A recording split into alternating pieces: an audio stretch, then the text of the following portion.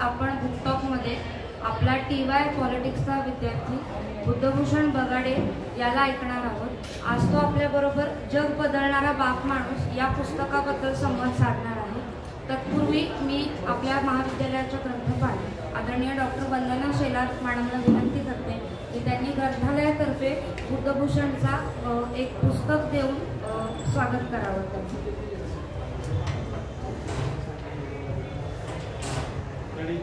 सगळ्यांनी टाळ्या वाजूया। आज आपल्यातलाच एक विद्यार्थी आपल्यासोबत पुस्तकावर बोलणार आहे। फक्त 2 मिनिटं तुमची वेळ घेते। बुद्धभूषण हा विद्यार्थीचं इंट्रोडक्शन आणि वाचन संकल्प महाराष्ट्र याच्या कार्यक्रमाच्या मध्ये एक पुष्प गुंफण्यासाठी आपलाच विद्यार्थी इकडे आलेला आहे। त्याचं फार मला कौतुक आहे आणि त्याला दिलेली ही संधीचं ते सोनं करेल अशी माझी अपेक्षा आहे। तर बुद्धभूषण यू कॅन सांग। सर्वप्रथम सर्व माझ्या विद्यार्थी मित्रांना माझा सप्रेम जय भीम। आज तुमच्या सगळ्यांसमोर मला बाबासाहेब आंबेडकर मांडताना अत्यंत आनंद होत आहे। हे पुस्तक वाचत असताना जे पुस्तक जग बदलणारा बाप माणूस जगदीश आहोळ यांचं हे लिखित पुस्तक आहे।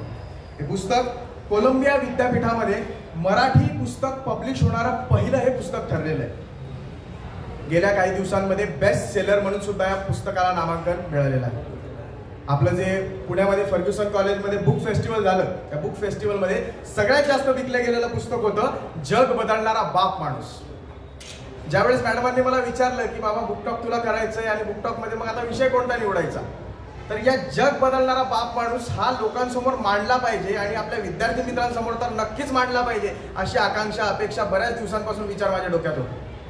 आणि मग म्हटलं जग बदलणारा बाप माणूस यापेक्षा चांगला मुद्दाच भेटू शकत नाही बाबासाहेब आंबेडकर लोकांसमोर मांडण्यासाठी।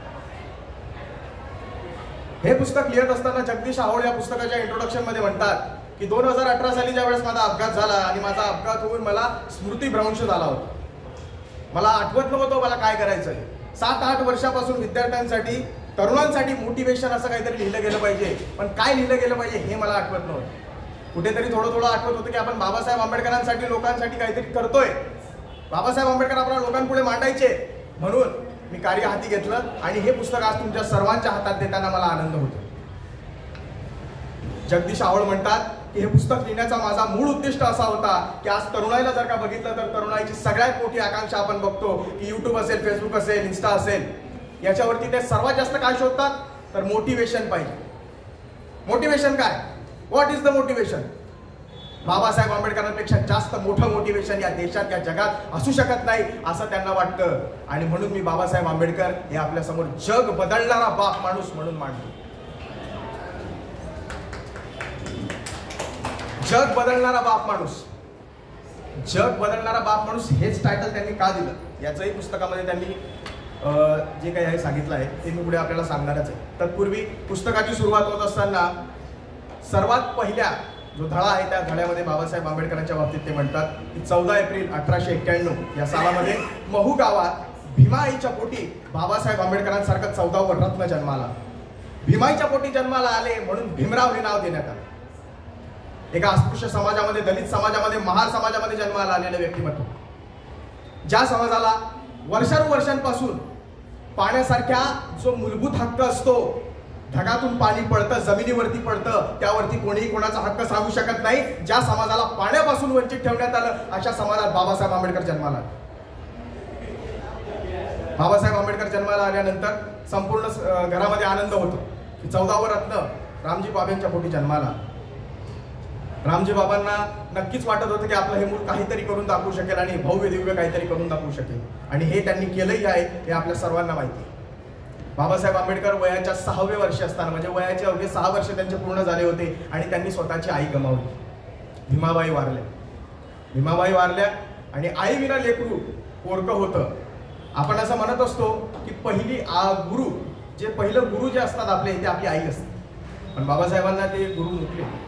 बाबासाहेब पोरके झाले आई विना, आता कसं तरी रामजी सपकाळ हे जे होते त्यांची बहीण होती मीराबाई। मीरा त्या बाबासाहेब त्यांना लाडाने म्हणायचे। त्यांनी त्यांचा संपूर्ण सांभाळ केला। सांभाळ केल्यानंतर त्यांचं शिक्षण पूर्ण होईपर्यंत संपूर्ण आयुष्य त्यांच्यासोबत घालवलं. बाबासाहेब आंबेडकर म्हणतात, माझी जडणघडण होण्यामध्ये रमाईबाईंचा जेवढा हात होता तेवढा माझ्या मीरा आत्याचाही हात होता, रामजी बाबांचाही हात होता. आपण एक गोष्ट लक्षात ठेवणं गरजेचं आहे मित्र, की ज्या महामानवाने आपल्या लहानपणी आपल्याला आपल्या आईचं मातृत्व गमावलं, तो महामानव या देशात असंख्य लाखो जणांच्या कोटींची आई झाला आणि बापही झाला. म्हणून जग बदलणारा बाप माणूस. जग कुणाचं बदललं नेमकं?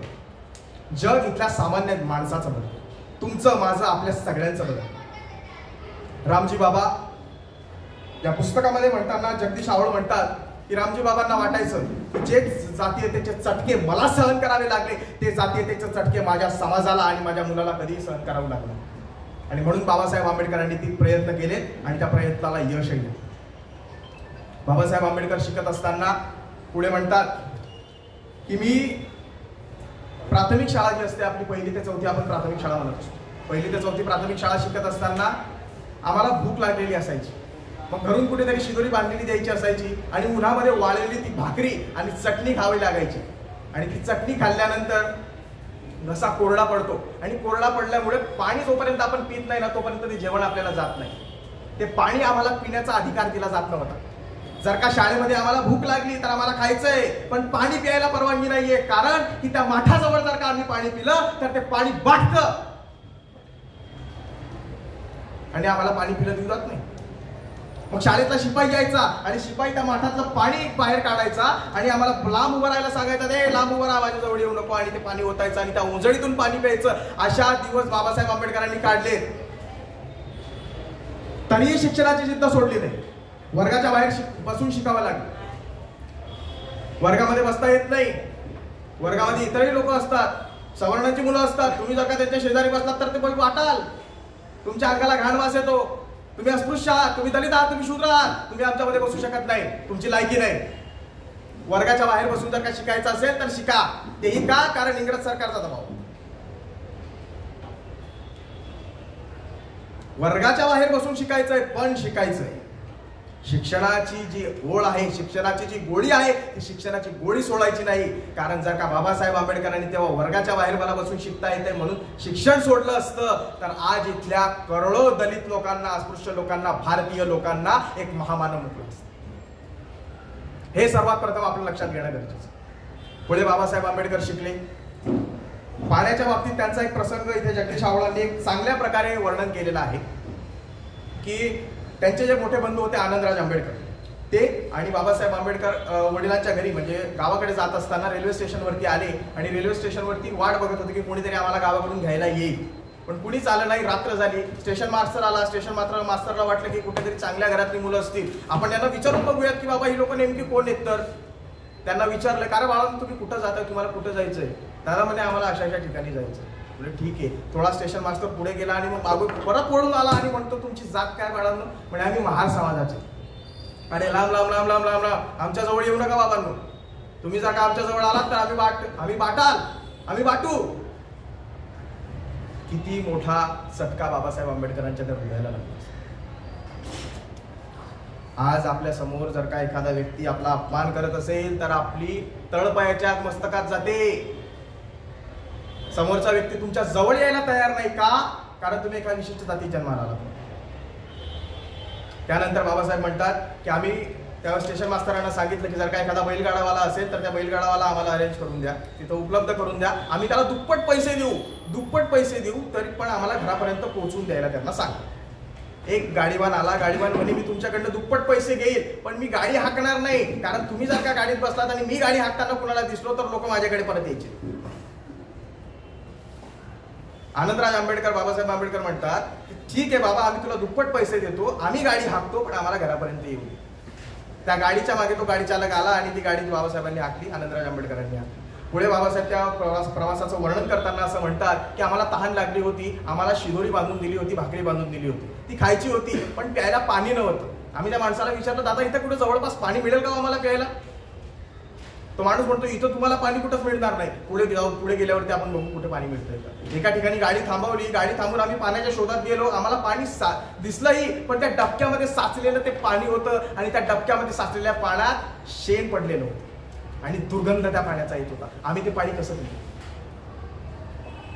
तब्बल 2 दिवसांचा आमचा तो प्रवास.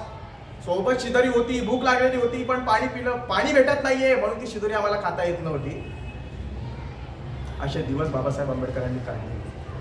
ही गोष्ट आज 100 वर्षानंतर आपण जर का ऐकतो, या ऐकल्यानंतर काही विशेष वाटत नाही. पाणी प्यायला भेटलं नाही म्हणजे काय विशेष आहे बाबा? 50 वेळेस एकच गोष्ट सांगून आम्ही बोर झालोय का? जी त्यांना सहन करावी लागते ना मित्रांनो, त्यांची जी आग आहे, जी पोटातली आग आहे, जी समाजाची आग आहे, ती आपण समजू शकतो. 1 तास तानेने राहून बघा, कळेल की भीमराव आंबेडकर काय एवढे आक्रमक बोलतात.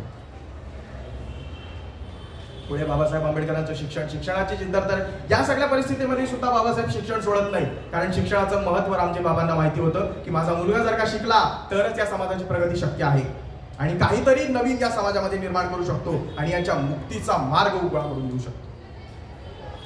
पुढे बाबासाहेब आंबेडकर उच्च महाविद्यालयामध्ये शिकायला जात असताना पैसे नव्हते. मुंबईमध्ये जेव्हा ते DIT चाळमध्ये राहायचे तेव्हा शिकायचंय पण पैसे नाही, आर्थिक परिस्थिती घरची दुबळी असायची. मग त्यावेळेस आपले सयाजीराव गायकवाड बडोदे संस्थानाचे जे महाराज होते, त्यांनी अस्पृश्य विद्यार्थ्यांसाठी शिष्यवृत्तीची घोषणा केली की मी एका अस्पृश्य विद्यार्थ्याला शिष्यवृत्ती बहाल करेल. तेव्हा त्यांचे जे केळुस्कर गुरुजी होते त्यांनी सयाजीराव महाराजांकडे त्यांना घेऊन गेले आणि म्हणाले की साहेब, म्हणे राजे हा एकदम हुशार विद्यार्थी आहे, शिक्षणाची त्याला आवड आहे, तुमची शिष्यवृत्ती जर का याला मिळाली तर तो पैसा सत्कारणी लागेल असं मला वाटतं. पण त्यामध्ये एक अट होती, तुमचं शिक्षण झाल्यानंतर तुम्हाला त्यांच्या संस्थानामध्ये जाऊन 2 वर्ष किमान काम करावं लागेल. जसं आपल्याला एज्युकेशन स्कॉलरशिप लोन भेटतं ना, की आपण ते एज्युकेशन लोन घेतो आणि मग आपण शिक्षण झाल्यानंतर आपण काम करायचं आणि काम करून तो पैसा वापस करायचा, तसं आपण एखाद्या वेळेस समजूयात ती गोष्ट. बाबासाहेब आंबेडकरांचं शिक्षण पूर्ण झालं आणि शिक्षण पूर्ण झाल्यानंतर रामजी बाबांना ते म्हणाले की मी आता बडोदे संस्थानामध्ये राजेंना शब्द दिल्याप्रमाणे कामाला जाणार आहे. रामजी सपकाळ म्हणतात की तू जिथं कामाला जाऊ शकत नाही, तू तिथं कामाला जाऊ नकोस. या वादामध्ये बाबासाहेबांचं आणि रामजी बाबांचं खूप मोठं भांडण पेटलं. बाबासाहेबांनी रामजी बाबांचा शब्द न पाळता, की मी राजेंना त्यावेळेस शब्द दिला होता आणि राजेंनी त्यावेळेस मला स्कॉलरशिप दिली आणि मला ते शिकायला मिळालं म्हणून मी शिकलो आणि आज मला माझा शब्द पाळणं गरजेचं आहे. बडोदे संस्थानामध्ये ते कामाला गेले, पण रामजी बाबांनी त्यांना विरोध करण्याचं एक प्रमुख असं कारण होतं की त्या ठिकाणी जातीयता ही मोठ्या प्रमाणात होती आणि तिचे चटके बाबासाहेबांना सहन करावे लागतील हे त्यांना माहिती. बाबासाहेब तिथं कामाला गेलेले असताना जॉईनिंग जेव्हा करायची वेळ आली की आम्हाला आता कामाला रुजू व्हायचंय बाबा, तिथल्या लोकांना सांगितलं की तुझं नाव काय, तर माझं नाव भीमराव आंबेडकर. अस्पृश्य समाजातला भीमराव आंबेडकर, तू तोच भीमराव आंबेडकर आहे का की ज्याला महाराजांनी शिष्यवृत्ती दिली होती आणि तो आता आमच्या इथं कामाला रुजू झालाय? तू आमच्याकडे काम करू शकत नाही. तुला काम करायचं असेल तर अगोदर महाराजांची परवानगी घेऊन ये बाबा आणि तुला एक स्पेशल आम्ही टेबल टाकून देऊ, त्या टेबलावरती तुझ्या फायली येत जातील, त्या फायलीवरती तू काम करायचं. त्या ठिकाणी सार्वजनिक ठिकाणी जो पाण्याचा पाणवठा होता त्या मटक्यामध्ये पाणी पिण्याचा सुद्धा तुला अधिकार नाही. तू तिथं पाणी पिलं तर आमचा वाट होईल. अशी परिस्थिती बाबासाहेब आंबेडकरांना काढावी लागली. आता ग्रॅज्युएशन झालंय, नोकरी आहे हातामध्ये, मग काय करायचं? राहण्याची व्यवस्था हा सगळ्यात पहिला महत्वाचा मुद्दा असतो. राहण्याची व्यवस्था नव्हती. बडोदे संस्थानामध्ये राहायला सयाजीराव महाराजांनी आदेश दिला होता की भीमराव आंबेडकर जेव्हा येतील तर भीमराव आंबेडकरांची राहण्याची व्यवस्था करावी. पण तिथली काही कर्मठवादी व्यवस्थेची विचाराची लोक त्यांना सहकार्य करायला तयार नव्हते. मग आता करायचं काय? तर पारशी समुदायाचा एक त्या ठिकाणी घरं भाड्याने द्यायचा व्यवसाय होता. पारशी समुदायातल्या लोकांना त्यांनी सांगितलं की माझी खूप अडचण आहे, त्या लोकांना सांगितलं की माझी खूप अडचण आहे, या अडचणीमध्ये मला तुम्ही मदत करा. ते लोक बोलले आम्ही तुझ्याकडनं डबल भाडं घेऊ, पण तुला पारशी म्हणून म्हणजे तुझा धर्म बदलून किंवा तुला पारशी म्हणून त्या घरामध्ये राहावं लागेल. तुला मंजूर आहे का? बाबासाहेब बोलले ठीक आहे बाबा, मला करावं लागेल, मी त्या घरामध्ये राहतो. अशा परिस्थितीत बाबासाहेब आंबेडकरांनी तिथे नोकरी केली. नोकरी केल्याच्या नंतर बाबासाहेब आंबेडकरांना कळालं की माझ्या वडिलांची तब्येत खराब आहे, वडिलांची तब्येत खराब असल्यामुळे मला आता घरी जाणं गरजेचं आहे. बाबासाहेब जेव्हा घरी जायला निघाले तेव्हा बाबासाहेबांना रेल्वे स्टेशनवर आल्यावरती अचानक आठवण आली की माझ्या बाबांना पेढे बर्फी खूप आवडते, ती बर्फी मला घ्यावी लागेल. मग बर्फी घेण्यासाठी जेव्हा गेले तर तिथपर्यंत ती ट्रेन मिस झालेली होती आणि दुसरी ट्रेन दुसऱ्या दिवशी होती. तो गेला एवढा काळ बाबासाहेबांचा त्या रेल्वे स्टेशनवरती बसण्यामध्ये आणि रामजी सपकाळांची तब्येत खूप खालावलेली होती. बाबासाहेब त्यांच्या प्रवास वर्णनामध्ये लिहिताना म्हणतात की मी ती बर्फी घेऊन जेव्हा घरी आलो आणि घरी येऊन माझ्या दादाच्या पायाशी बसलो, मी दादाला सांगितलं की दादा तुला आवडणारी बर्फी मी घेऊन आलोय, तुला द्यायची आहे. तेवढ्यात रामजी सपकाळ उठले आणि म्हणाले भीमा तू आलास का? तुझ्याच येण्याची मी वाट बघत होतो. आणि तेवढ्यात बाबासाहेबांची वडील वारले. जो मुलगा आईला पोरका झाला तो आता बापालाही पोरका. रामजी सपकाळांचं वर्णन करताना ते म्हणतात की जर का भीमराव आंबेडकर मी काहीतरी बनू शकलो असेल, समाजामध्ये मला मान सन्मान जर का मिळत असेल, तर केवळ माझ्या वडिलांमुळे आणि माझ्या वडिलांनी घेतलेल्या कष्टामुळे. त्यांच्या आयुष्यातला एक प्रसंग आहे. ते म्हणतात मी 10 बाय 10च्या खोलीमध्ये राहायचो. आम्ही सर्वजण एकाच ठिकाणी झोपू शकू अशी काही व्यवस्था नव्हती, कारण आम्ही खूप मंडळी होतो 10 बाय 10च्या खोलीमध्ये. तर रामजी सपकाळ म्हणजे माझे वडील घराच्या बाहेर झोपायचे आणि मी आतमध्ये झोपायचो, आणि माझ्या घराच्या बाहेर वडील जेव्हा झोपायचे तेव्हा माझ्यासाठी गाईड्स ती तयार करत असायचे. आज आपल्याला गाईडची कॉपी उपलब्ध होते, पण तेव्हा ती गाईडची कॉपी उपलब्ध होत नव्हती, आणि जरी झाली तरी विकत घ्यायला पैसे नव्हते. मग ते गाईडची कॉपी आणायची, ती कॉपी वहीमध्ये तशीच्या तशी उतरून ठेवायची, आणि मग ते बाबासाहेबांना अभ्यासाला उपयोगी पडायचे. रामजी बाबा रात्री 2-3 वाजेपर्यंत जागलेले असायचे, आणि मग घरामध्ये बाबासाहेबांना उठवायचे, आणि बाबासाहेब तिथून उठल्यानंतर जेव्हा बाबासाहेबांची जागा रिकामी व्हायची तेव्हा रामजी सपकाळ तिथे येऊन लेटायचे, झोपायचे. अशी असणारी परिस्थिती. आज कदाचित आपल्या सगळ्यांची परिस्थिती तेवढी चांगली आहे, प्रत्येकाला घरात झोपायला जागा तरी मिळेल अशी माझी आकांक्षा आहे. अशा परिस्थितीत बाबासाहेब आंबेडकर शिकले, मोठे झाले. वडील वारले. वडील वारल्यानंतर आपल्यासारख्या सामान्य मुलांनी काय केलं असतं, आता माझे वडील वारलेत, आता मी काय करायला पाहिजे, तर घरामध्ये एक नोकरी शोधायला पाहिजे, पैसे कमवायला पाहिजे, घरामध्ये पैसे येतील. ग्रॅज्युएशन बाबासाहेबांचं त्यावेळेस झालं होतं, आणि अस्पृश्य समाजातला विद्यार्थी की ज्या विद्यार्थ्याला पाणी पिण्याचा अधिकार दिला जात नाही, शिक्षणाचा अधिकार दिला जात नाही, त्या समाजातला माणूस ग्रॅज्युएट होतो. कमालीची गोष्ट आहे. आता करायचं काय? बाबासाहेबांनी म्हटलं मला उच्च शिक्षण घ्यायचं. उच्च शिक्षणासाठी सयाजीराव महाराजांकडे अर्ज केला की मला उच्च शिक्षण घ्यायचे, कोलंबिया विद्यापीठामध्ये मला इकॉनॉमिक्स शिकण्याची खूप इच्छा आहे. वडील वारल्याच्या अवघ्या 6 महिन्याच्या नंतर बाबासाहेब कोलंबिया विद्यापीठामध्ये गेले, आणि कोलंबिया विद्यापीठामध्ये गेल्यानंतर त्यांनी त्यांचं शिक्षण पूर्ण केलं. इथे लेखक सांगताना म्हणतात की विद्यार्थ्यांनी एक महत्वाची गोष्ट लक्षात घेणं गरजेचं आहे. ती गोष्ट म्हणजे काय की बाबासाहेबांनी हा विचार केला नाही की मुंबईमधल्या एका BIT चाळीमध्ये बसलेला मी मुलगा त्या BIT चाळीमधून अमेरिकेच्या कोलंबस विद्यापीठामध्ये शिकण्याचा एक स्वप्न बघतोय, एक ड्रीम बघतोय. मला शिकायचंय आणि मला जायचंय आणि मी शिकेन. आपल्या महाविद्यालयामध्ये किंवा आपल्या पुण्यासारख्या शहरामध्ये आपण जर का बघितलं तर गावाखेड्यातून बरीच मुलं येत असतात. बऱ्याच लोकांना न्यूनगंड तयार होतो इथे असणाऱ्या मोठमोठ्या काचांच्या बिल्डिंगा बघून की आपण कुठून आलो आणि इथं आपलं शिकणं हे कसं शक्य आहे. तुम्ही कुठून आलात हे महत्वाचं नाही, तुम्हाला कुठं जायचंय हे महत्वाचं. हे आपण बाबासाहेब आंबेडकरांच्या आयुष्यातून शिकणं खूप फार महत्त्वाचं. पुढे बाबासाहेब आंबेडकर कोलंबिया युनिव्हर्सिटीमध्ये शिकले. ज्या अभ्यासक्रमाला पूर्ण करण्यासाठी 3-4 वर्ष लागतात तो अभ्यासक्रम बाबासाहेबांनी अवघ्या 2 वर्षात पूर्ण केला. आणि त्यांचा प्रॉब्लेम ऑफ द रुपीज हा ग्रंथ त्यांनी तिथे प्रबंध म्हणून सादर केला. तो प्रबंध आजही आपल्यापैकी बरेच लोक अभ्यासतात. पुणे विद्यापीठामध्ये जर आपण बघितलं त्याच्यावरती अजूनही PhD करतात काही लोक. इंग्रजांच्या राज्यामध्ये जाऊन, इंग्रजांच्या देशामध्ये जाऊन प्रॉब्लेम ऑफ द रुपीज की तुमच्यामुळे आमच्या रुपयाची घसरण झाली आहे हे ठणकावून सांगणारे बाबासाहेब आंबेडकर आज आपल्याला समजणं गरजेचं आहे. ज्या माणसाच्या घरामध्ये लोकांना पैसे कसे मोजतात हेही माहिती नाही त्या माणसाने प्रॉब्लेम ऑफ द रुपीज ग्रंथ लिहावा आणि त्या ग्रंथाच्या आधारावरती या देशात रिझर्व्ह बँक ऑफ इंडियाची स्थापना व्हावी आणि तो माणूस जागतिक लेवलचा अर्थतज्ञ व्हावा. ही साधी सुधी गोष्ट नाही, फार मोठे कष्ट सहन करायला लागते. त्याच्यानंतर बाबासाहेब आंबेडकरांची PhD झाली. PhD झाल्यानंतर बडोदे संस्थानाकडनं पत्र आलं की आम्ही तुम्हाला जेवढा कालावधी शिष्यवृत्तीसाठी दिला होता तो संपूर्ण कालावधी तुमचा पूर्ण झालेला आहे, आता तुम्ही माघारी परत येणं गरजेचं आहे. बाबासाहेबांची इच्छा होती की मला लॉ शिकायचं. कायदा जर का मी शिकला तर माझ्या समाजासाठी मी काहीतरी करू शकतो हे त्यांना नक्कीच माहिती होतं. कायदा शिकायचा आहे, कायद्याला प्रवेशही घेतला, पण जसं बडोदे संस्थानाचं पत्र आलं की आम्ही तुम्हाला याच्यापुढे आता शिष्यवृत्ती पूर्ण देऊ शकत नाही, मग आता करायचं काय. बाबासाहेबांनी त्या विद्यापीठाला विनंती केली, त्या कॉलेजला विनंती केली की मी परत आल्यानंतर माझा जो अभ्यासक्रम आहे मला पूर्ण करण्याची परवानगी द्यावी, कारण माझा वेळ पूर्ण झालाय, माझी शिष्यवृत्ती पूर्ण झाली, मला आता माझ्या गावाला किंवा देशाला जाण्यात भाग आहे. विचार करा, शिक्षणाची आस की मी परत येईल आणि मी परत येऊन शिकेल. इथं पुण्यातून गावाकडे गेलेला विद्यार्थी परत पुण्यात कधीच येत नाही, कारण आमचं शिक्षण आता पूर्ण झालेलं आहे, आम्हाला आता येण्याची आवश्यकता नाही. परत मी लंडनला जाईल आणि लंडनला जाऊन लॉ शिकेल. शिक्षणाची जिद्द. बाबासाहेबांना हे का शक्य झालं तर लेखक सांगतात की बाबासाहेबांना हे यासाठी शक्य झालं की वर्गाच्या बाहेर बसून शिकणारा विद्यार्थी ते या जगातला सर्वोत्तम विद्यार्थी. 7 नोव्हेंबर हा दिवस विद्यार्थी दिवस म्हणून साजरा केला जातो. हे का बाबासाहेबांना शक्य झालं तर बाबासाहेब आजन्म विद्यार्थी राहिले. बाबासाहेब त्यांच्या चरित्रामध्ये लिहिताना म्हणतात की मी आजन्म विद्यार्थी राहिलो. मी जर का रेल्वेच्या ठिकाणी एखादा प्रवास केला तर त्या प्रवासात सुद्धा मला वर्तमानपत्र वाचायला लागतं किंवा पुस्तक वाचायला लागतं, नाहीतर माझे दिवस जात नाही. आणि आज आपण विचार करताना काय करतोय, माझं ग्रॅज्युएशन झालं, MA झालं, PhD झालं, काहीतरी झालं आणि ते झाल्यानंतर मला नोकरी लागली, पैसा कमवला, म्हणजे विद्यार्थी जीवन त्यांचं संपलं, पुस्तकाचा त्यांचा संपर्क येत नाही. हे आपण शिकण्याचं महत्वाचं गरजेचं आहे की आजन्म विद्यार्थी राहा, शिकत राहा, शेवटपर्यंत शिकत राहा. पुढे बाबासाहेब आंबेडकर शिकले, त्यांच्या शिक्षणाचा उपयोग आपल्या समाजासाठी कसा करता येईल याचा विचार त्यांच्या मनामध्ये येत होता. कोलंबियस विद्यापीठामध्ये PhD ची पदवी धारण केली, परत लंडनला गेले, लंडनला गेल्यानंतर लॉ ही पदवी त्यांनी धारण केली आणि मग भारतामध्ये आले. आणि मग सयाजीराव महाराज गायकवाड यांना कळालं की आपल्याला शाहू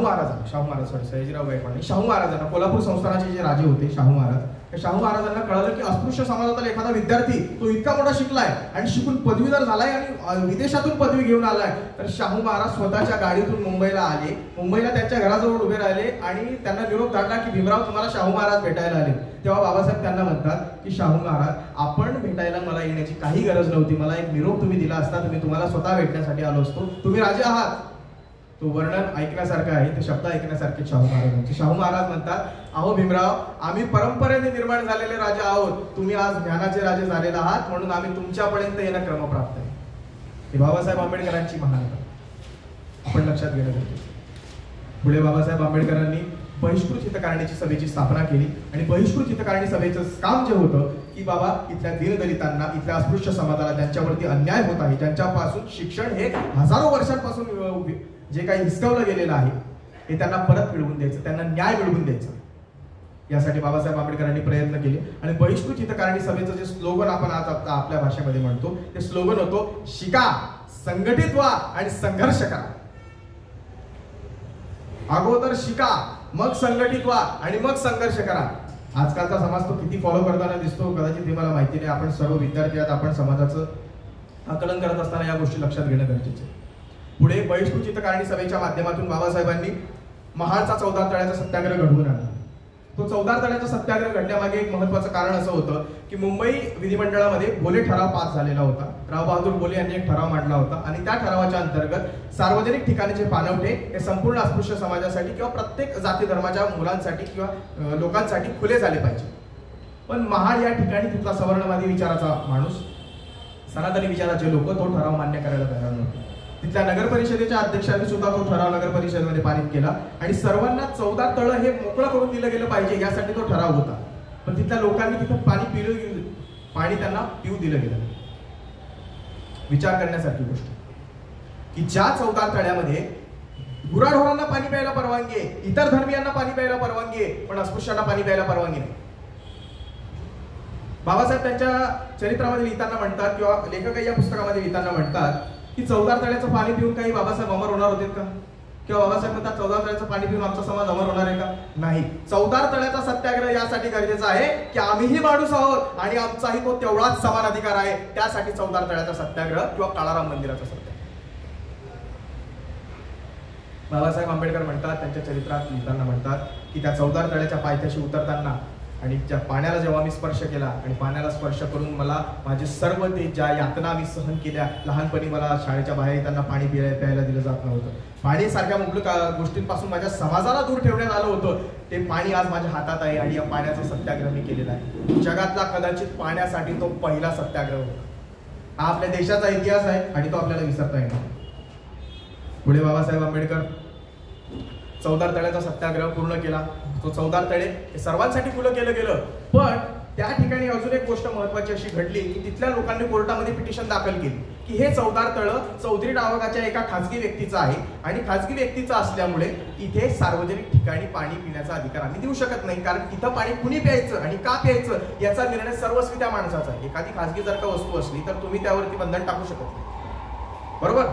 बाबासाहेब आंबेडकरांनी कोर्टामध्ये लढताना म्हणलं की हे तळं जर का सार्वजनिक नाही, हे तळं जर का खाजगी आहे, तर खाजगी माणूस हा विरोध करतोय की इथं कुणी पाणी प्यायचं, कसं प्यायचं ही गोष्ट आम्ही ठरवतो. पण बाबासाहेब निष्ठांत वकील होते.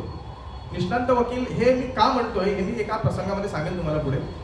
पण बाबासाहेब आंबेडकरांनी आर्ग्युमेंट्स केल्या. आर्ग्युमेंट केल्यानंतर कोर्टामध्ये हे सिद्ध करून दाखवलं की जे 14 तळं आहे ते 14 तळ सार्वजनिक आहे, कुठल्याही प्रकारचं खाजगी नाही आणि सर्वांसाठी ते 14 तळ खुलं गेलं पाहिजे. म्हणून बाबासाहेब आंबेडकरांच्या प्रयत्नांमुळे 14 तळ सर्वांसाठी खुलं केलं गेलं आणि पाण्याचा अधिकार तिथं दिला गेला. निष्णात वकील मी का म्हणलं, माझे एक मित्राचे वडील वकील आहेत. त्यांच्याशी भेटत असताना मला त्यांनी प्रसंग सांगितला बाबासाहेब आंबेडकरांच्या आयुष्याचा, की बाबासाहेब वकील असताना, वकिलीची प्रॅक्टिस करत असताना किंवा वकिली करत असताना एक व्यक्ती त्यांच्याकडे आला आणि म्हणाला, बाबासाहेब मला फाशीची शिक्षा देण्यात आली, फाशी, मला शिक्षेपासून तुम्ही वाचवा. फाशीची शिक्षा मला देण्यात आली, कुठलाही वकील माझी केस घ्यायला तयार नाहीये, मला माहिती आहे तुम्ही सर्वोत्कृष्ट वकील आहात, एक हुशार वकील आहात, मला तुम्ही वाचवू शकता एवढी माझी आकांक्षा अपेक्षा आहे. बाबासाहेब म्हणतात, ठीक आहे, तुझी केस मी अभ्यास करतो, अभ्यास केल्यानंतर तुला कळवतो. आणि बाबासाहेबांनी त्या केसेसचा अभ्यास केला. अभ्यास केल्यानंतर ती केस हातामध्ये घेतली आणि हातामध्ये घेतल्यानंतर कोर्टात आर्ग्युमेंट करताना बाबासाहेबांनी म्हटलं की या माणसाला तुम्ही फाशीची शिक्षा दिली आहे, ठीक आहे, पण माझी तुम्हाला एवढी फक्त विनंती आहे की यांना फाशी जेव्हा द्याल तेव्हा मला तिथं उपस्थित राहण्याची परवानगी द्या. कोर्टाने ती परवानगी दिली की तुम्हाला फाशी जेव्हा होईल तेव्हा तुम्ही तिथं उपस्थित राहू शकता. बाबासाहेब आंबेडकर तिथं उपस्थित राहिले आणि जो जल्लाद असतो तो जल्लाद त्या माणसाच्या गळ्यामध्ये फास टाकतो आणि फास टाकून जसं ते एक क्लच असतो तो क्लच दाबतो आणि जसं या माणसाला फाशी होईल तसं बाबासाहेब त्या जल्लादाला थांबवतात, तू तो क्लच दाबायचा नाही. म्हणजे का, तर ते मॅजिस्ट्रेट म्हणतात, तुम्ही वकील आहात, तुम्ही जज नाही, तुम्ही का अडवताय. तर बाबासाहेब आंबेडकर म्हणतात की ती जी ऑर्डर आली आहे ना त्या माणसाला शिक्षा देण्याची, ती ऑर्डर तुम्ही नीट वाचा. त्या ठिकाणी असं लिहिलेलं आहे की संबंधित व्यक्तीला फाशीची शिक्षा देण्यात यावी, मरेपर्यंत फाशीची शिक्षा देण्यात यावी असा कुठेही उल्लेख नाही. म्हणून तुम्ही त्याच्या गळ्यामध्ये फास टाकला, त्याला फाशी दिली, त्याची शिक्षा झाली, तुम्ही आता त्याला सोडा. त्या व्यक्तीला मित्रांनो कधी फाशी शिक्षा झाली नाही बरं का. आणि एका गुन्ह्यासाठी एकच वेळी शिक्षा केली जाते, हा कायदा आहे. पुढे कायद्यामध्ये तशा तरतुदी झाल्या. त्याच्यानंतर आता सुप्रीम कोर्ट निर्णय देताना असं मेन्शन करतो तिथे की या माणसाला मरेपर्यंत फाशीची शिक्षा देण्यात यावी, जोपर्यंत तो मरत नाही तोपर्यंत त्याला ती शिक्षा देण्यात यावी. बाबासाहेब आंबेडकरांच्या आयुष्याचा आपण जेव्हा विचार करतो तेव्हा महाडचं 14 तळ्याचं सत्याग्रह झालं. 14 तळ्याचा सत्याग्रह झाल्यानंतर बाबासाहेबांनी अनेक असे लढे उभे केले. काळाराम मंदिराचा सत्याग्रह असेल, त्याच्यानंतर बऱ्याच ठिकाणी अशाही घटना घडत होत्या की ज्या ठिकाणी एखाद्या अस्पृश्य समाजाने, मातंग असेल, महार असेल, त्या माणसाने बूट घातले म्हणून त्याच्या पायामध्ये खिळे ठोचण्यात आले.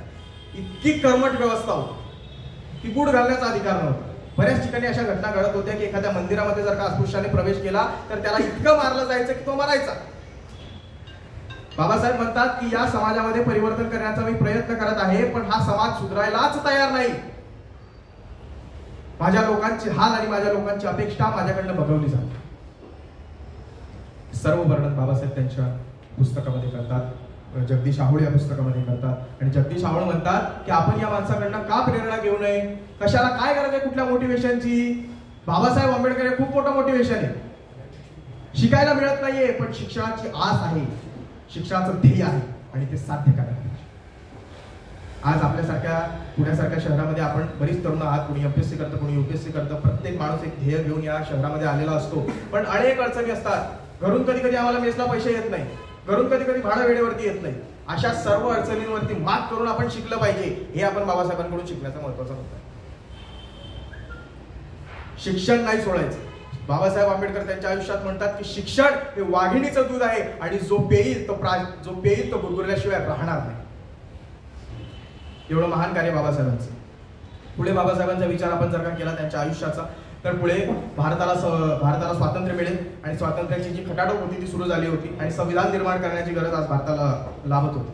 संविधान निर्माण करायचंय. बाबासाहेबांना माहिती होतं की संविधान जर का निर्माण झालं या देशामध्ये तर त्या ठिकाणी माझं उपस्थित राहणं गरजेचं आहे, कारण माझ्या लोकांच्या प्रश्नांसाठी मी तिथं बोलू शकतो आणि त्यांची हक्क त्यांना मिळवून देऊ शकतो. कारण गोलमेज परिषदेमध्ये बाबासाहेब आंबेडकर आणि गांधी यांच्यामध्ये जो काही वाद पेटला होता की राखीव जागा या अस्पृश्य समाजासाठी दिल्या गेल्या पाहिजेत, पण महात्मा गांधी म्हणत होते की हिंदू धर्माच्या एक चौकट म्हणून किंवा हिंदू धर्माला वेगळं करून त्यांना कुठलीही जागा मी देऊ शकत नाही, अल्पसंख्याकांमध्ये मी त्यांना बोलू शकतो. हा त्या वाद त्यांचा पेटला होता. पण या वादामध्ये आपण जायला नको, आपण त्या गोष्टीचा विचार करायला नको. लेखकही त्या गोष्टीचा विचार करत नाही. पण मित्रांनो, एक गोष्ट लक्षात ठेवण्याची गरजेची आहे की बाबासाहेब आंबेडकरांना संविधान बनवायच्या समितीमध्ये जायचं होतं, पण कसं जायचं. कारण काँग्रेस जी त्यावेळेस सगळ्यात बलाढ्य पक्ष होता, तर काँग्रेस म्हणत होता की आम्ही बाबासाहेब आंबेडकरांना पूर्णपणे प्रयत्न करू की संविधान निर्मितीमध्ये त्यांचा हस्तक्षेप होता कामा नये. हे मी नाही म्हणत, हे पुस्तकामध्ये म्हणतायत. पुस्तकामध्ये लिहिताना ते म्हणतात की जे लोहपुरुष सरदार वल्लभभाई पटेल स्वतःला म्हणत होते आणि ज्यांना आपण आज लोहपुरुष म्हणून ओळखतो, त्यांनी क्लिअरली स्टेटमेंट केलं होतं की भीमराव आंबेडकर हे संविधान समितीमध्ये येणार नाही, त्यांची येण्याची दारं काय आम्ही खिडक्या सुद्धा बंद करून ठेवल्या. तेव्हा प्रांतातले जे काही समाज कार्यकर्ते होते ते समाज कार्यकर्ते त्यांच्याकडे आले आणि म्हणाले, बाबासाहेब तुम्ही बंगालमधनं निवडणूक लढा, आम्ही तुम्हाला तिथून विजयी करू. बाबासाहेब बंगालमधनं निवडणूक लढले आणि तिथून बाबासाहेबांना त्यांनी विजयी केलं आणि संविधान समितीमध्ये निर्मितीमध्ये त्यांचा हातभार लागायला सुरुवात झाली. बाबासाहेब जे काही आर्ग्युमेंट्स करत होते, समितीसमोर जे काही स्टेटमेंट देत होते, जो काही अभ्यास मांडत होते, तो अभ्यास बघून जे काही त्यावेळेसचे समितीचे जे अध्यक्ष होते डॉक्टर राजेंद्र प्रसाद, जे आपले पहिले राष्ट्रपतीही झाले, त्याच्यानंतर बंगालची फाळणी झाली आणि बंगालची फाळणी झाल्यानंतर बाबासाहेबांची जी काही निवडणूक जे काही समितीमध्ये त्याची निवड झाली होती ती निवड रद्द झाली. मग आता करायचं कसं? बाबासाहेब आंबेडकर संविधान समितीत तर पाहिजेत, मग कसे पाहिजेत? तर राजेंद्र प्रसाद जे होते त्यांनी शिफारस केली होती की मुंबई प्रांतामधनं भीमराव आंबेडकरांना निवडून आणा, कारण संविधान निर्मितीमध्ये त्यांचा हातभार लागणं गरजेचं आहे. या देशाचं संविधान बाबासाहेब आंबेडकरांशिवाय निर्माणच होऊ शकत नाही. ही गोष्ट आपण या ठिकाणी शिकण्याची गरजेची आहे. जगदीश आवळे या ठिकाणी म्हणतात की तुम्ही कोणत्याही क्षेत्रात काम करा, तुम्ही कला क्षेत्रात काम करा, तुम्ही विज्ञान क्षेत्रात काम करा, ज्याही क्षेत्रात काम कराल त्या क्षेत्रामध्ये स्वतःला इतकं सर्वोत्तम बनवा की तुम्हाला त्या क्षेत्रामध्ये पर्याय नसला पाहिजे. बाबासाहेब आंबेडकरांनी स्वतःला इतकं तारलं होतं, स्वतःला त्या ध्यानाच्या भट्टीमध्ये इतकं झोकलं होतं की बाबासाहेब संविधान निर्माण होत असताना बाबासाहेब तिथं हजर असायला पाहिजे. इथं ही गोष्ट त्या समितीलाही वासू लागली की बाबासाहेब पाहिजे, नाही तर संविधान बनू शकत नाही या देशाचं. आणि पुढे आपण जर का अभ्यास केला तर बाबासाहेबांच्या खांद्यावरती तो संपूर्ण भार संविधान निर्मितीचा आला आणि म्हणून आज बाबासाहेब आंबेडकरांना आपण भारतीय घटनेचे शिल्पकार म्हणतो. बाबासाहेबांनी संविधान निर्मिती केली आणि संविधानामध्ये सर्व जाती धर्मांना स्वातंत्र्य दिलं. आपण आज जर का बघितलं तर 75 वर्षानंतर 75 वर्ष पूर्ण केलेला आपला देश हा एकमेव देश आहे की त्याने एका संविधानामध्ये 75 वर्ष पूर्ण केली. संविधान निर्माण करत असताना त्यांनी त्या ठिकाणी संविधानामध्ये बऱ्याच अशा तरतुदी केल्या की ज्या या देशाच्या उपयोगाच्या आहेत. लोक त्या गोष्टीचा अभ्यास करत नाहीत आणि अभ्यास न करताही काहीही बरडत सुटतात. इथं आपण सर्वजण विद्यार्थी आहोत आणि जे समजा UPSC करत असतील, UPSC करत असतील, ते संविधान अभ्यासतात आणि संविधान अभ्यासल्यावरती कळतं की 100 वर्ष अगोदर त्या माणसाने काय विचार करून ठेवला होता. बाबासाहेब आंबेडकर फक्त एका समुदायाचे नेतृत्व करत नाहीत, बाबासाहेब आंबेडकर एका जातीचं नेतृत्व कधीच करत नाहीत. बाबासाहेब आंबेडकर या देशाचं नेतृत्व करतात. बाबासाहेब आंबेडकर बोलताना म्हणतात की तुम्ही प्रथमतः भारतीय आहात आणि अंततःही भारतीय आहात. कुठल्याही जातीमध्ये विभागले जाऊ नका. समानता हा शब्द जेव्हा आपण उच्चारतो तेव्हा समानता हा शब्द उच्चारल्याबरोबर भीमराव रामजी आंबेडकर हे चित्र आपल्या डोळ्यासमोर उभं राहतं. एवढी महानता बाबासाहेबांच्या करण्याची. बाबासाहेबांनी फक्त एका समाजासाठी काम केलं का? फक्त बाबासाहेबांनी इथल्या अस्पृश्यता मिटली पाहिजे, समानता जी आहे ती प्रस्थापित झाली पाहिजे याच्यासाठी काम केलं का? तर असं अजिबात नाही. तुम्ही जर का बाबासाहेब अभ्यासले तर शेतकऱ्यांचेही नेते बाबासाहेब झाले. शेतकऱ्यांविषयी बोलताना बाबासाहेब म्हणतात की जर का ही शेती विभाजनाची पद्धत म्हणजे समजा आता जर का एखाद्या माणसाकडे 100 एकर शेती असेल तर त्याची पिढी जशी वाढत जाईल तशी ती शेती त्याच्यामध्ये डिवाइड होत जाते आणि एक वेळ असा येईल की पुढच्या पिढीकडे अल्पभूधारक ती पिढी असेल, शेती जमीन त्यांना कसायला मिळणार नाही. आणि आज ते बघायला आपल्याला मिळतंय की आजी आजोबांकडे 50-50, 30-30 एकर शेती होती पण आज त्यांच्यापर्यंत ती शेती पोहोचू शकली नाही. का? कारण त्या शेतीचं डिवायडेशन. एवढा महान विचार बाबासाहेबांनी 100 वर्ष अगोदर मांडून ठेवला होता. म्हणून बाबासाहेब आंबेडकर आपण अभ्यास झाले. पुढे जगदीश आवळे म्हणतात की कामगारांचे नेते बाबासाहेब आंबेडकर इथं झालेले. कामगारांचे नेते कसे? कामगारांचे नेते का? तर बाबासाहेब आंबेडकरांनी जो पहिला पक्ष निर्माण केला त्या पक्षाचं नाव होतं स्वतंत्र मजूर पक्ष. कामगारांचे जर का या देशामध्ये कोणी खरे तारणहार झाले असतील ना तर ते बाबासाहेब आंबेडकर, कारण त्यांनी केलेल्या त्या कामातून ते सिद्ध होतं. इथला कामगार छळला जातो. इथल्या कामगाराला 15-15, 18-18 तास इथला भांडवलदार वर्ग जो आहे तो वर्ग तर राबवत होता, स्वतःचा नफा काढत होता. पण बाबासाहेब आंबेडकरांनी कामगारांसाठी ज्यावेळेस ते मजूर मंत्री झाले तर तरतूद केली की 8च तास काम करावं लागेल. 12-12, 18-18 तास ज्या कामगारांना मजुरांना मजुरी करावी लागत होती त्यांच्या कामाचे तास त्यांनी 8 तासावरती आणले. एवढं महान काम बाबासाहेब आंबेडकरांचं. त्याच्यानंतर आपण जो दिवाळी बोनस म्हणतो ना, दिवाळी बोनस इन्स्टावरती बऱ्याच रील व्हायरल होत असतात की बाबासाहेबांनी दिलेल्या बोनसची आपल्याला घेण्याची वेळ आली. ते बोनस म्हणजे काय नेमकं माहितीये का? की भारतात इंग्रज येण्याच्या अगोदर जी काही पद्धत होती, एखाद्या माणसाने जर का काम केलं तर आता आपण काम केलं तर महिन्याला आपल्याला पगार दिला जातो. तेव्हा महिन्याला दिला जात नव्हता, हप्त्याला दिला जात होता. बरोबर? मग हप्त्याला पगार दिला जात होता आणि इंग्रज आल्यानंतर त्यांनी त्यांची व्यवस्था रुजू केली की आम्ही तुम्हाला महिन्याने पगार देऊ. आणि त्याचा आपण जर का सगळं कॅल्क्युलेशन केलं तर 1 महिन्याचा पगार हा इथल्या मजूर वर्गाचा बुडत होता. मग बाबासाहेबांनी या सगळ्या गोष्टी इंग्रज सरकारपुढे सिद्ध करून दाखवल्या की या मजुरांचं नुकसान होतंय, यांचा 1 महिन्याचा जो पगार आहे, जो पैसा आहे तो बुडतोय. तर इंग्रज सरकारला ते मान्य करावं लागलं. आणि मग आता हा पैसा त्यांना द्यायचा कसा बाबासाहेब, तुम्ही सांगा. बाबासाहेब फक्त समस्या सांगत नाहीत, पर्यायही देतात. प्रत्येक त्यांच्या गोष्टीमध्ये, त्यांच्या चरित्रामध्ये आपल्याला बघायला मिळतं की पर्याय देत असताना ते म्हणतात की दिवाळी हा सण या देशामध्ये सगळ्यात मोठा साजरा केला जातो. तर मजुरांना जर का तो बोनस म्हणून द्यायचा असेल तर दिवाळीमध्ये द्या, म्हणून तो दिवाळी बोनस आपल्याला दिला जातो. परमनंट कामगार आपण जे म्हणतो ना की एखाद्या संस्थेमध्ये एखाद्या ठिकाणी परमनंट आपण कामाला झालो, तर बाबासाहेब आंबेडकरांनी परमनंट होण्याचीही तरतूद केली होती की 240 दिवस जर का वर्षामध्ये एखादा व्यक्ती तुमच्याकडे काम करत असेल तर त्या संस्थेला, त्या संस्थेच्या व्यवस्थापकांना ती गोष्ट गरजेची आहे की त्याला परमनंट करा, कायमस्वरूपी कामाला लावा. कारण तुम्ही त्याचा उपभोग घ्याल, त्याच्यावरनं पैसे कमवाल आणि जेव्हा तुमचं काम होईल तेव्हा त्याला हाकलून द्या, ही गोष्ट चालणार नाही. त्याच्या पोरावाळांची पोटं कशी भरायची. हे नेते, हे काम बाबासाहेब आंबेडकर. शेतकऱ्यांसाठी, कामगारांसाठी, इथल्या महिलांसाठी तर सगळ्यात मोठं. कलेक्टर असेल, देशाची राष्ट्रपती असेल किंवा कुठलीही महिला असेल की जी प्रशासकीय कामामध्ये आहे, सरकारी कामामध्ये आहे, त्यांना भर पगारी मातृत्व रजा दिली जाते 6 महिन्याची. हे काम बाबासाहेब आंबेडकरांचं. त्या बहिणींना माहिती पाहिजे की आपला असाही भाव निर्माण झाला की ज्यांनी या सगळ्या तरतुदी आपल्यासाठी करून ठेवल्या.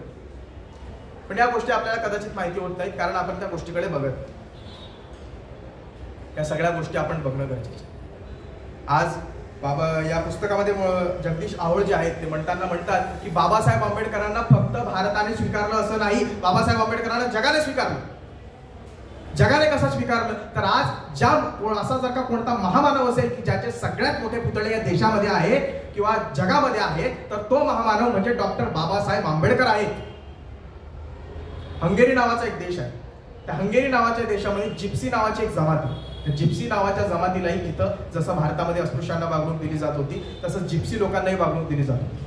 तिथल्या तरुणांनी बाबासाहेब आंबेडकर अभ्यासले, बाबासाहेब आंबेडकर वाचलेत आणि त्यांना कळालं की आपल्यासारखाही एखादा समाज होता भारत देशामध्ये आणि त्याच्यावरही अन्याय होत होता. आणि बाबासाहेब आंबेडकरांनी एक चळवळ उभी केली आणि त्या चळवळीतून त्याला न्याय मिळवून देण्याचं काम केलं.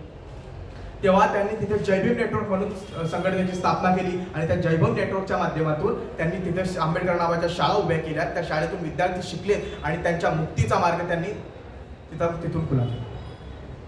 हंगेरी असेल, कॅनडा असेल, असे बरेच असे देश आहेत की त्या देशामध्ये अशा गुलामीच्या प्रथा होत्या. त्या प्रथा त्यांनी उखडून घेतल्या. का? बाबासाहेब आंबेडकर प्रेरणा होती. ही आपल्या सर्व भारतीयांसाठी अभिमानाची गोष्ट आहे की आज जग ज्या माणसाचा आदर्श देते. जय भीम हे शब्द जेव्हा उच्चारले जातात तर हा शब्द फक्त एका जातीचा नाही, एका धर्माचा नाही.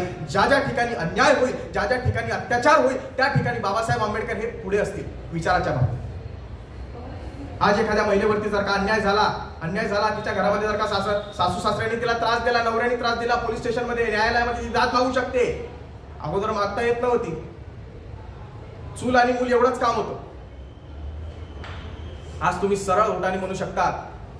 कधी कधी तर मी असंही ऐकलंय की नवऱ्याला धमकी देताना बायका म्हणतात हे असं वागू नको, तुझ्या केस दाखल. घडतात त्या घटना, तुम्ही वाचा जर का बघितल्या गेले तर. पण हे हक्क बाबासाहेब आंबेडकर आपल्याला मिळवून देतात. स्वातंत्र्य, समता, बंधुता ही तत्व जी आहे ती तत्व या देशामध्ये रुजवण्याचं काम सर्वात मोठं बाबासाहेब आंबेडकरांनी केलं. एवढंच मोठं काम बाबासाहेबांचं. बाबासाहेब अभ्यासत असताना एका चाकोरीबद्ध दृष्टिकोनातून बघू नका मित्रांनो. बाबासाहेब कुठल्या एका जातीचे नाहीत, बाबासाहेब एका कुठल्या धर्माचे नाहीत. बाबासाहेबांनी जे काम केलं, बाबासाहेबांनी जग कुणाचं बदललं, हा एक विषय तुम्हाला बोलायचा राहून गेला. जग बदलणारा बाप माणूस. लेखक म्हणतात की जग बदलणारा बाप माणूस हेच जे टायटल आहे ते मी या पुस्तकाला का दिलं माहितीये का? जग बदलणारा बाप माणूस. जग बदललं. कुणाचं बदललं जग? जग बदललं इथल्या कामगाराचं. जो कामगार 12-12, 18-18 तास काम करत होता ना, त्याला 8 तासावरती काम, त्याची कामाची वेळ आणली आणि 8 तासापेक्षा तुम्ही जर का जास्ती काम केलं तर ओव्हर टाईम मागण्याचा तुम्हाला अधिकार आहे. त्या माणसाचं जग बाबासाहेब आंबेडकरांनी बदललं. जग कुणाचं बदललं? ज्या माणसांना पाणी पिण्याचा अधिकार दिला जात नव्हता, ज्यांना शाळेत बसण्याचा अधिकार दिला जात नव्हता, ते लोक आज मोठे मोठे कलेक्टर झाले, मोठ्या मोठ्या पदव्यांवरती बसले. त्यांचं जग बाबासाहेब आंबेडकरांनी बदललं. जग कुणाचं बदललं? इथल्या स्त्रियांचं जग बदललं. की ज्या स्त्रियांना घराच्या बाहेर निघण्याचा अधिकार नव्हता, त्या स्त्रिया आज मोठ्या मोठ्या पदांवरती बसल्यात. राष्ट्रपती होऊ शकतात, पंतप्रधान होऊ शकतात, प्रशासकीय कामामध्ये कुठेही होऊ शकतात, कामाला येऊ शकतात किंवा कामाला रुजू होऊ शकतात. हे जग बाबासाहेब आंबेडकरांनी बदललं आणि हे आपण लक्षात घेणं गरजेचं आहे.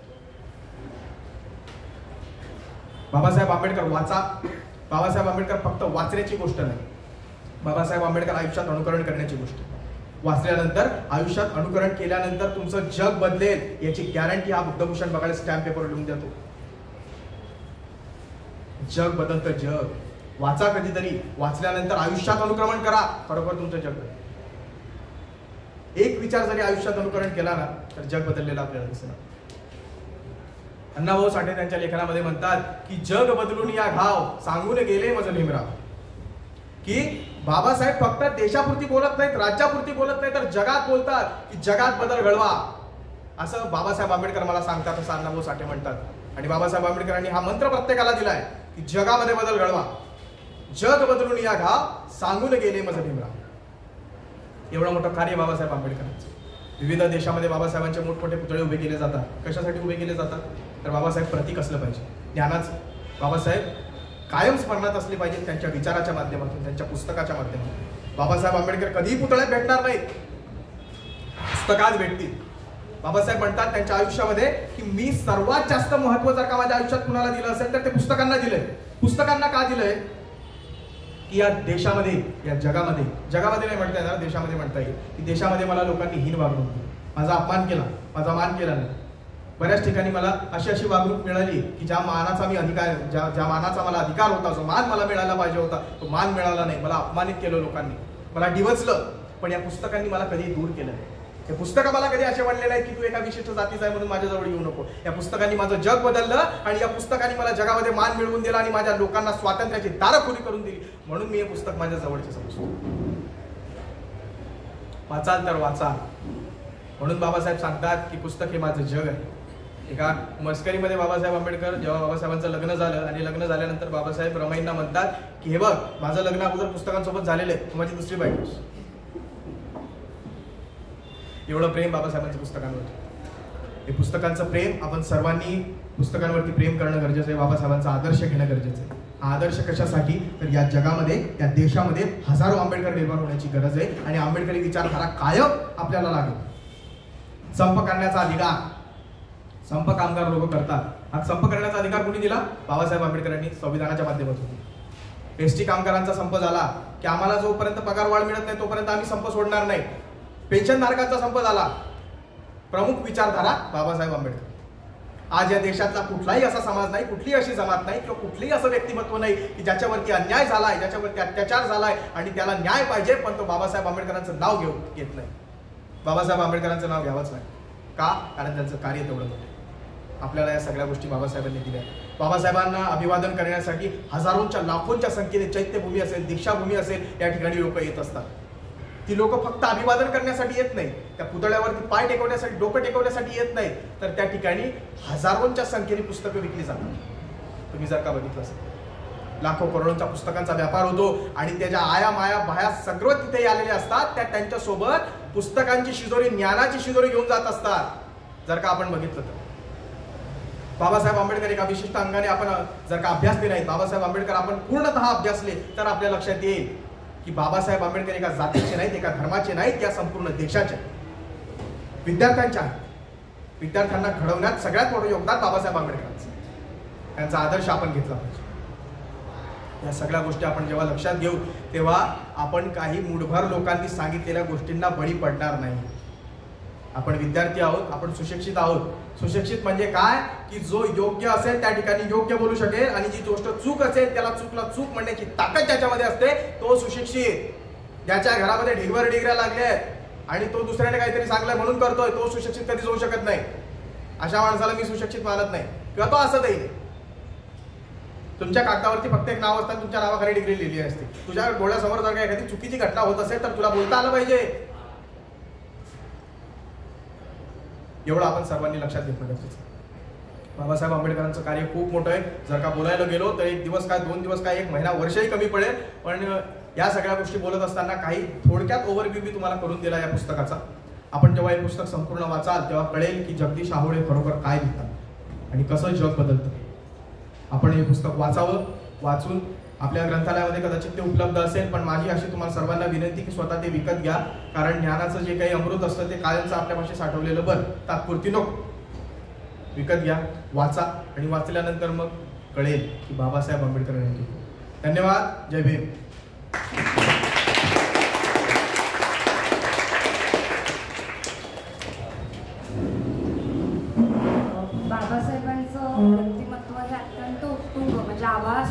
व्यक्तिमत्व आपल्यासमोर अत्यंत तडफदारपणे बुद्धभूषणने गेल्या तासभर मांडलं आणि हा अत्यंत आनंदाचा क्षण आहे की आपण पाहतोय की गेले काही दिवस आपण मोठमोठे लेखक इथे बोलवतोय, व्याख्याते बोलवतोय, मोटिवेशनल स्पीकर येत आहेत, शिक्षक येत आहेत, प्राध्यापक येत आहेत आणि आपल्याशी पुस्तकांवर किंवा वाचनावर बोलतायत आणि संवाद साधतायत. का वाचावं, कसं वाचावं हे आपण पाहतोय.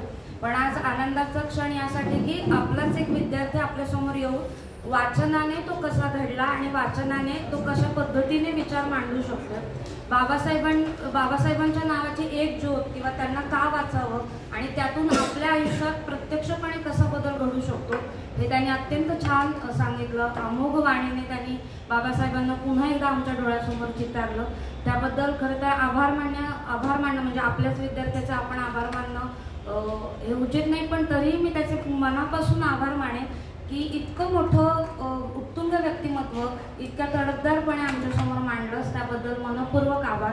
आणि निश्चितच आम्हालाही घेण्यासारखं खूप काही आहे त्याच्यातनं की कसं वाचावं आणि काय वाचावं हे. आजचं हे पुष्प इतक्या छान पद्धतीने तू रंगवलंस त्याबद्दल पुन्हा एकदा मनपूर्वक आभार. आपण सर्वांनी एकदा पुन्हा जोरदार टाळ्या वाजवून बुद्धभूषणचं अभिनंदन